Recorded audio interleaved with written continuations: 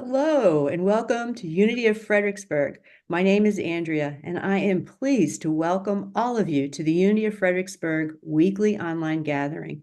At Unity of Fredericksburg, we are advancing the movement of spiritual awakening and transformation through unity, a positive path for spiritual living.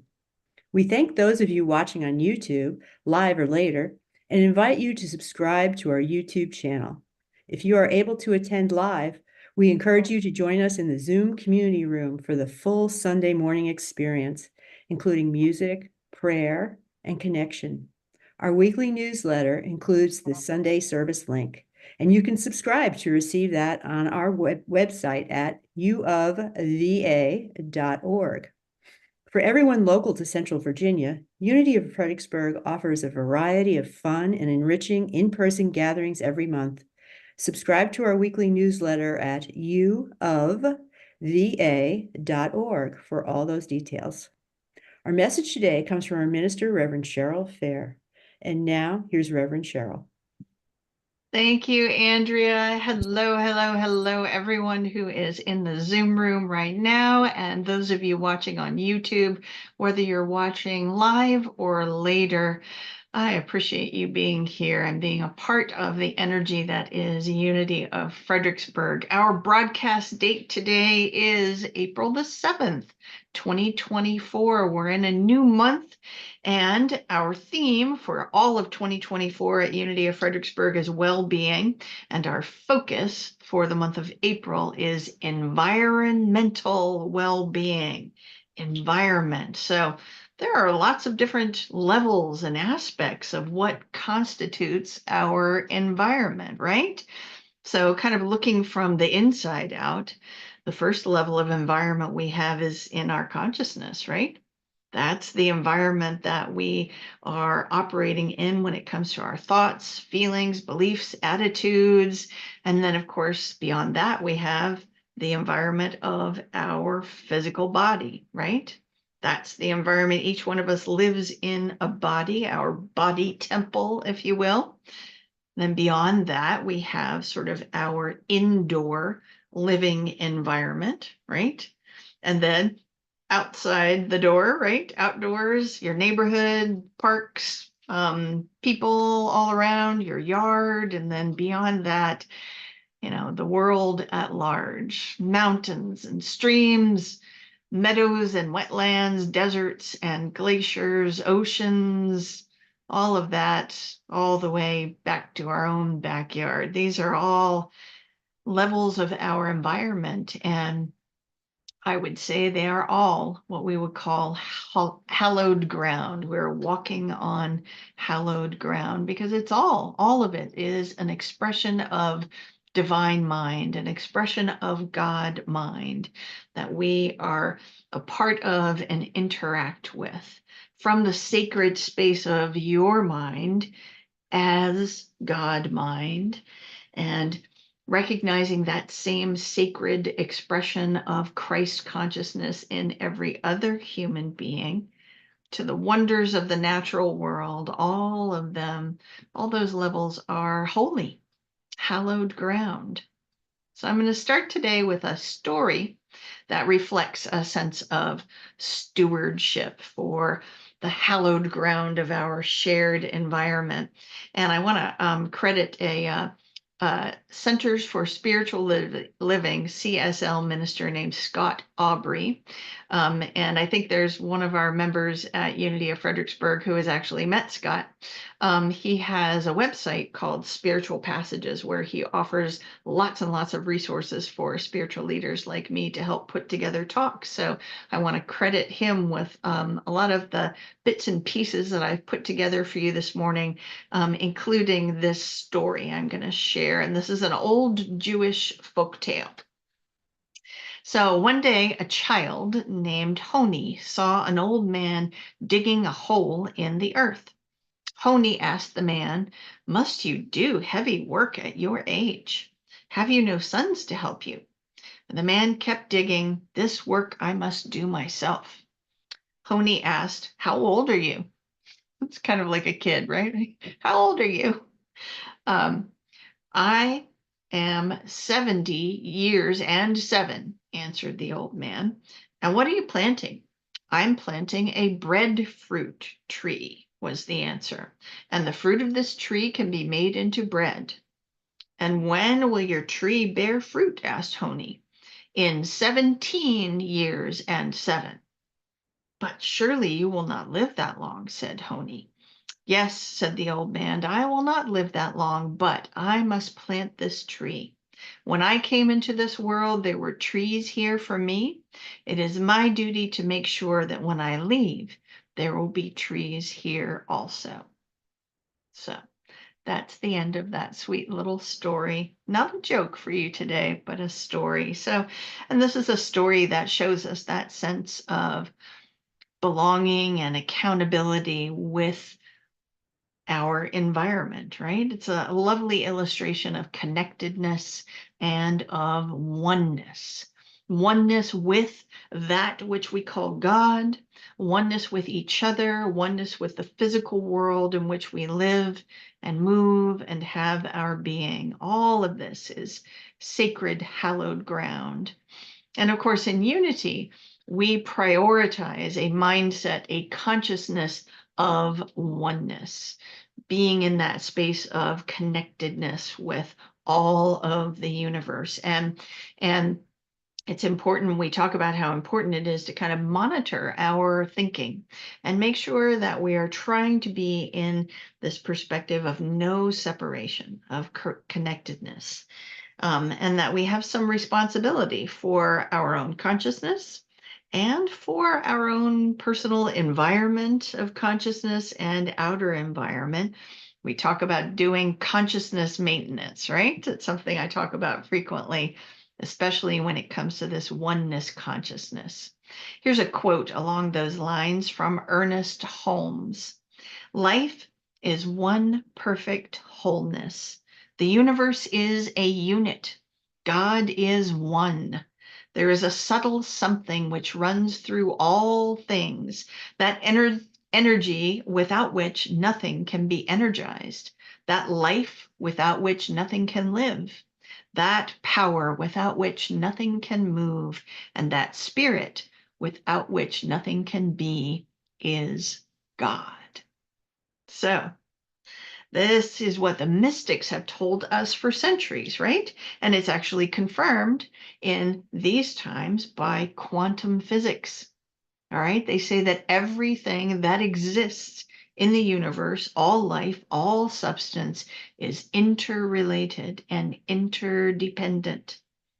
And for those of you who like to bring in some wisdom from Christianity, we often talk in Unity about the teachings of Jesus, and of course, Jesus taught oneness, the connection of us all. Here's a quote from Scripture from Jesus: "I was hungry and you fed me. I was thirsty and you gave me drink.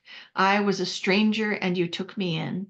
For when you do these things to the least of my brethren, you do it unto me." So there's that clear indication that it's not an isolated incident here and there when you interact with others, when you interact with your world. This is a reflection of the energy of all of the connectedness, right? So in addition to maintaining oneness in our inner environment, since we're talking about environmental well-being, it is essential that we realize oneness with our outer physical environment, right? How we think about and interact with our earthly home is important. Oneness on a physical level, I mean, we are all made of the same stuff, right? Same molecules, just kind of put together in different ways. Plant or animal, planet or molecules on the biological level, chemical level, subatomic level, life forms are interdependent, co-conditioning, co-evolving, right? These are not new ideas. But it is essential at this point in the evolution of our planet and in the current evolution of humanity that we really look at this and see how we are showing up when it comes to all of these things. And for a moment here, I kind of want to look at our heritage when it comes to ecological awareness as a spiritual practice, right? So for those of a Judeo-Christian heritage, of course, the whole story of creation and this story that's in the Bible where the God in the Bible creates all of creation in 7 days. God creates the stars, the sky, the oceans, the birds, all the living creatures, including the humans. And then this God in the story looks upon all of creation and declares it to be very good. So there, right there is the genesis, if you will, of one of the names or words that we use for that which we call God, good or goodness. Comes right there from the Bible. Here in North America, of course, there is Native American Indian spirituality that goes back 30,000 years, right? And the key belief there is really simple. God is nature, and nature is God. And all of the practices that they have are based on that general assumption that it's all connected, right? Here's a quote attributed to Chief Seattle. The earth does not belong to man. Man belongs to the earth. All things are connected like the blood that unites us all. Man did not weave the web of life. He is merely a strand in it. Whatever he does to the web, he does to himself. We see similar threads in Eastern philosophy. So Taoism is based on the notion that we stay in a sacred balance with the Tao, which is indivisible unity, by observing and following the ways of the natural world. Here's a quote from Lao Tzu. The highest good is like water. Water gives life to the 10,000 things and does not strive. Here's a quote from the Dalai Lama. The practice of spirituality is what brings us to a place of caring about our creation, our God, and each other. When we do, the whole world will shift. Here's a couple of quotes from African and Middle Eastern sources. A Kenyan proverb: treat the earth well. It was not given to us by our parents. It is loaned to us by our children. And here is a quote from the Prophet Muhammad. The earth has been created as a mosque and a means of purification. Lots of good quotes here today. Here's one that goes all the way back to the Middle Ages, to Saint Hildegard of Bingen. She heard the voice of spirit and wrote down what she heard in that voice. And here's one of the things she wrote down. Again, this is the voice of spirit. I am that living and fiery essence of the divine substance that flows in the beauty of the fields. I shine in the water. I burn in the sun and the moon and the stars. Mine is the mysterious force of the invisible wind. I sustain the breath of all living. When the waters flow like living things, it is I.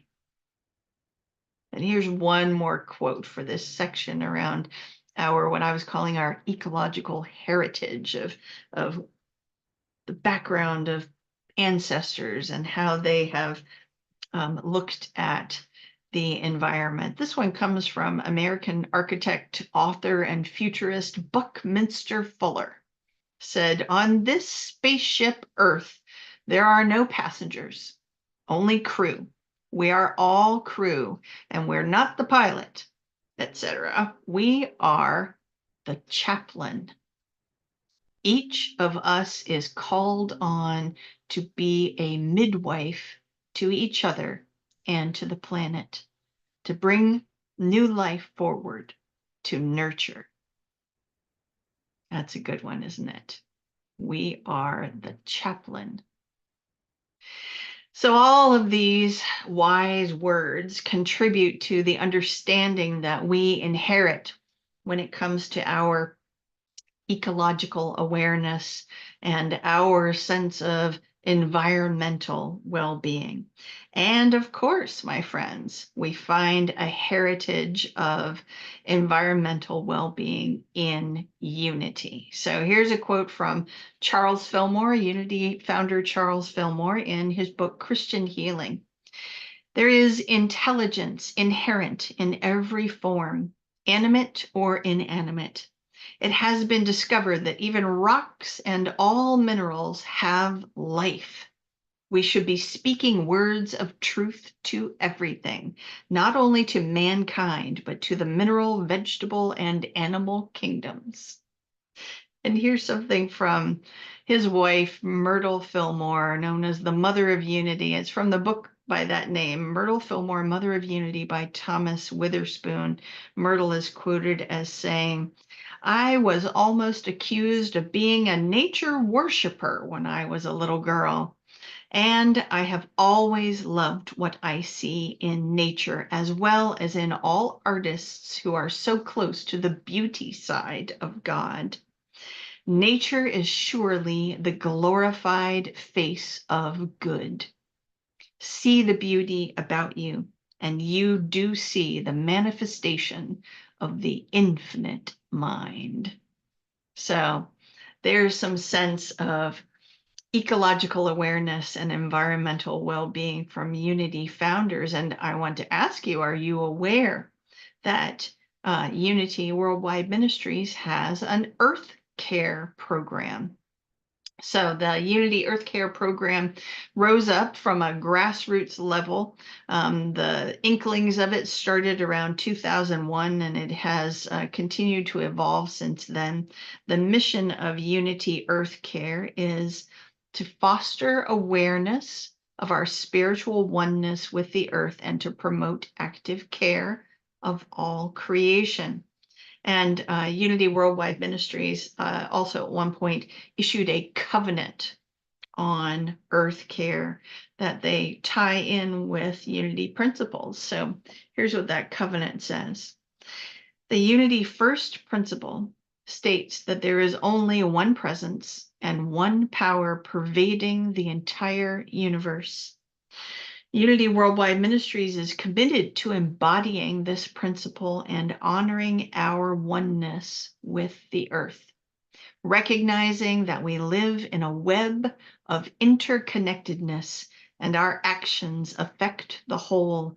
We endeavor to touch the earth lightly and with reverence, and to encourage our members to do the same. I really like that phrase, touch the earth lightly and with reverence. So you all know me, I like to look things up, say, what does that word mean? Remind me again. So reverence, a sense of deep respect.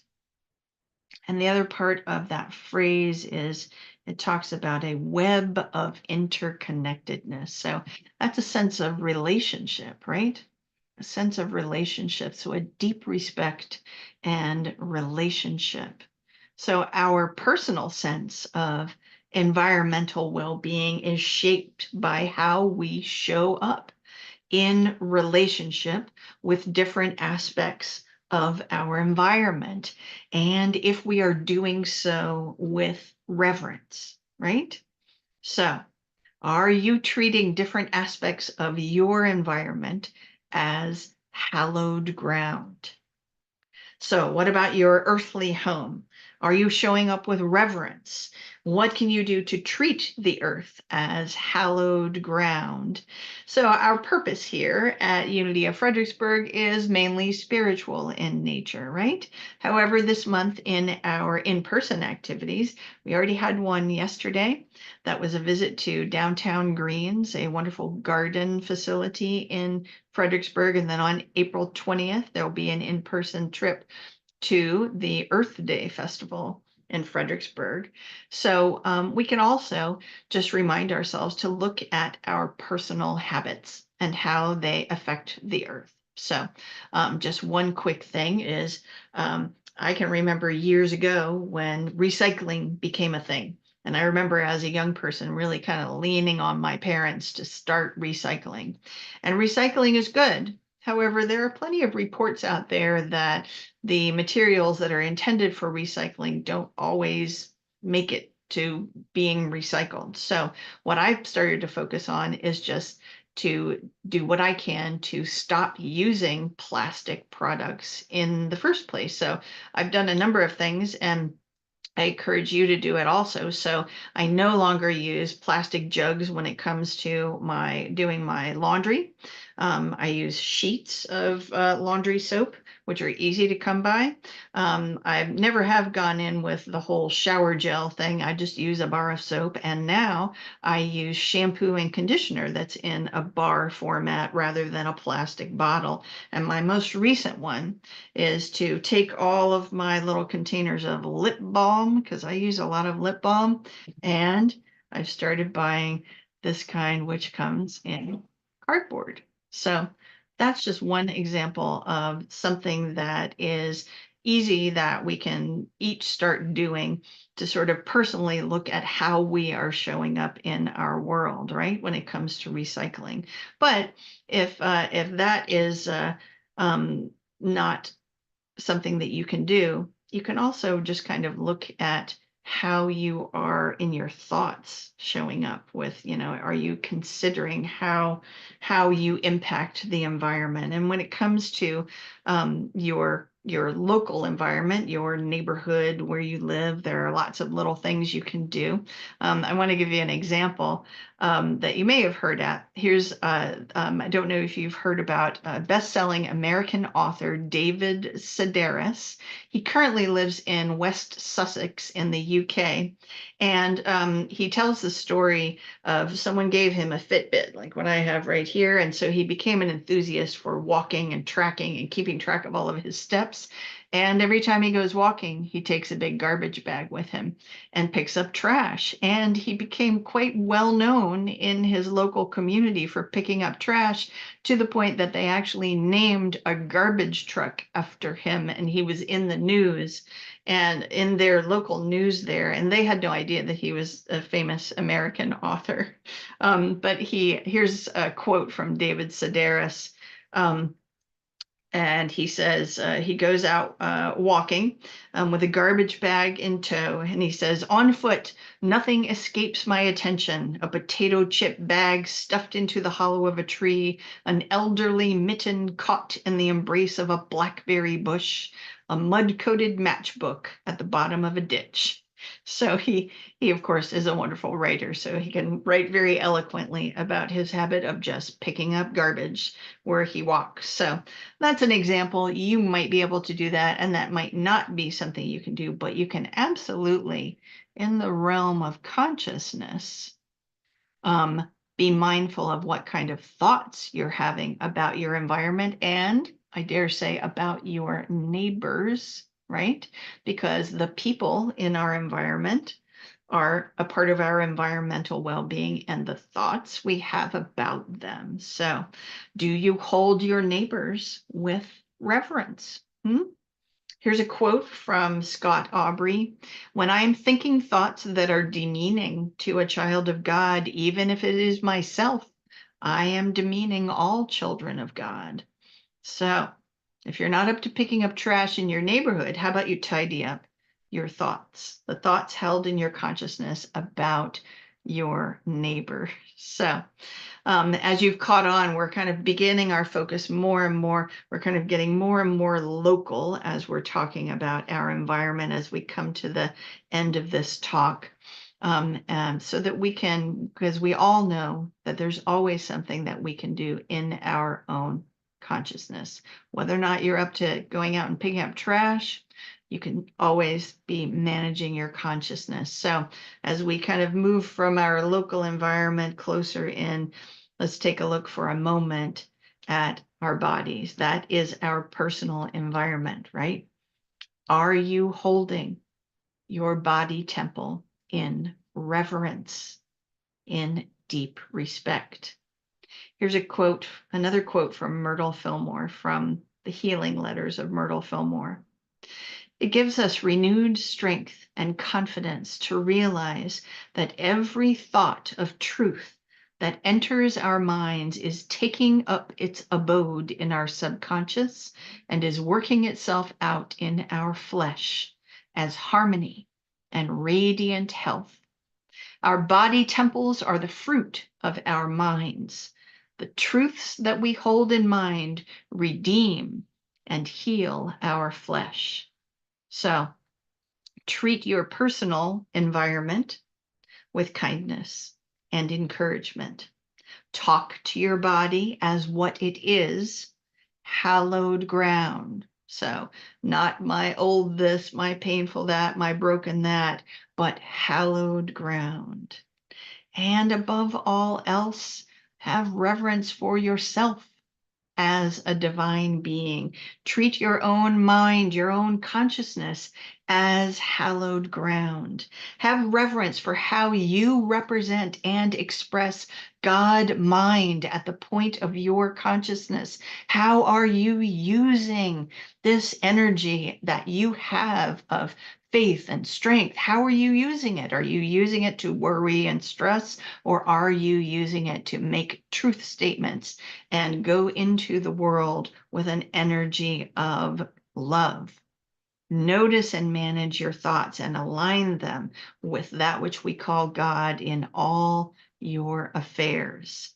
And of course, in unity, we always say spend time in prayer and meditation, practicing the presence of God, as Father Lawrence wrote about, practicing the presence of God, holding space for all that is in the hallowed ground of your consciousness. And in these moments of stillness, we can have direct, immediate experiences of spirit and create space for our own environmental well-being. So as I come to the end of the message, I have one more quote for you, and then we'll move into our time of meditation. So this is another quote from Saint Hildegard, who would practice going within and hearing the still small voice of spirit saying, I am that which sends forth all the sparks of life. I am that living and fiery essence of the divine substance that flows in the beauty of the fields. I shine in the waters. I burn in the sun and the moon and the stars. I sustain the breath of all living. I breathe the breath of life in the flowers, grass, trees, in the earth, and in you. And when you observe the waters flowing like a living thing, it is I, and it is you. And so it is. So now we're going to move into our time of meditation. So I invite you to take a couple of deep breaths as we settle into this moment. Feel the breath moving in and out of your body temple. Feel the body in the seat. Claim this space as hallowed ground. This body you have is made up of the same stuff as stars.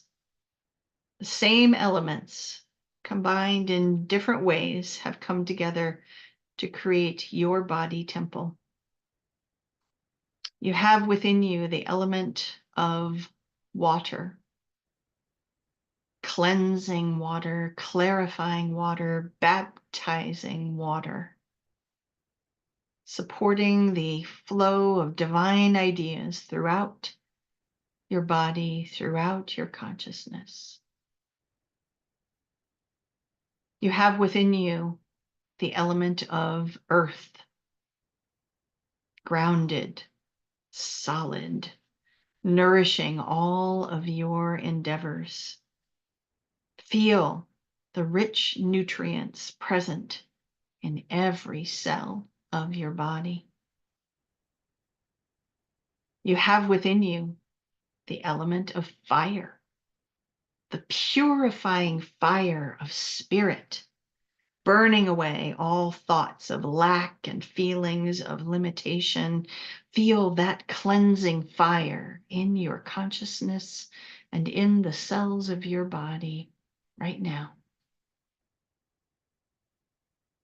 And you have within you the element of air, the breath of God moving in and out, the intentions of the divine expressing as you, in you, through you. As in the words of Jesus, the Father and I are one. So continue to reflect now on these elements of water, earth, fire, and air as we move into a time of stillness together right now.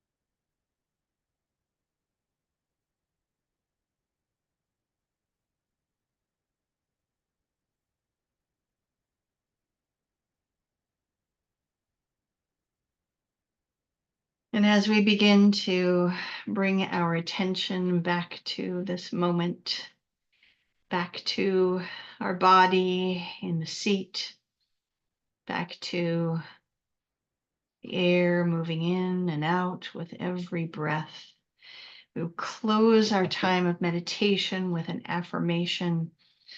And when I'm saying an affirmation, I like to put my hand right on my heart, right in my heart space, so that I'm grounding that affirmation in the body.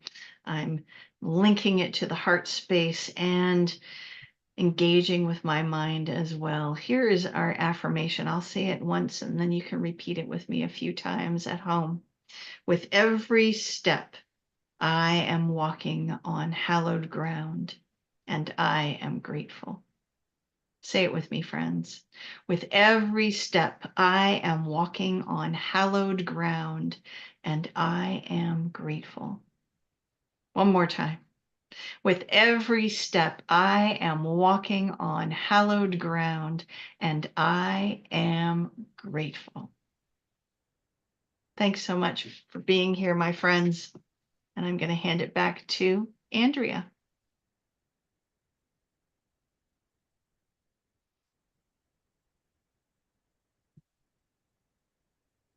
Go ahead and talk, Andrea. We're ready for you. Okay.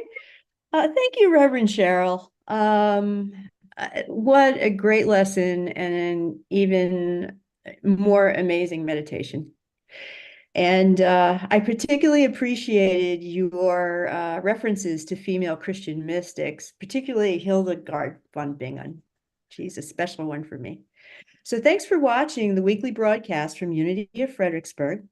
Visit our website, uofva.org, to learn more about our mission of spiritual awakening and transformation, and support our ministry with your financial donation. Thank you for watching.